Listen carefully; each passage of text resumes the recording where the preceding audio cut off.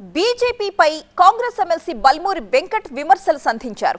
కలెక్టర్పై దాడిని బీజేపీ ఎందుకు ఖండించలేదు అని ప్రశ్నించారు బల్మూరి వెంకట్.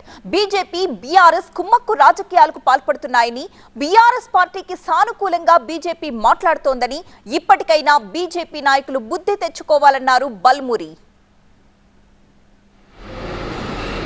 ఒక అభివృద్ధి కార్యక్రమం కోసం అక్కడ ఫార్మసీని ఏర్పాటు చేసుకుంటే అక్కడికి వెళ్ళిన కలెక్టర్ పైన దాడి జరిగితే దాన్ని ఖండించాల్సింది పోయి ఈరోజు బీజేపీ పార్టీ బీఆర్ఎస్ పార్టీ ఒకటనే విధంగా చాలా స్పష్టంగా అక్కడ ఏదైతే దాడికి పాల్పడినోళ్ళు ఆ దాడిలో కుట్రదారులు ఎవరైతున్నారో వాళ్ళు టీఆర్ఎస్ నేతలతోటి టీఆర్ఎస్ అక్కడ ఉన్న మాజీ ఎమ్మెల్యేలతోటి ఏదైతే మాట్లాడిన ఆధారాలు బయటకు వచ్చినప్పటికీ కూడా రాజకీయ పరంగా దీన్ని విమర్శించాలని చెప్పి బీఆర్ఎస్ పార్టీకి సానుకూలంగా మాట్లాడే విధంగా ఈరోజు బీజేపీ పార్టీ మా వ్యక్తులు మాట్లాడడము చాలా దురదృష్టకరము.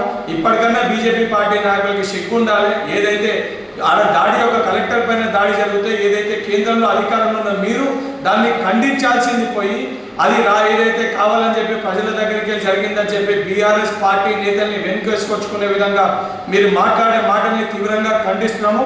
ఇప్పటికన్నా బీజేపీ పార్టీ నాయకులు బుద్ధి తెచ్చుకొని మీ యొక్క మాటల్ని వెనుకకి తీసుకోవాలని చెప్పి డిమాండ్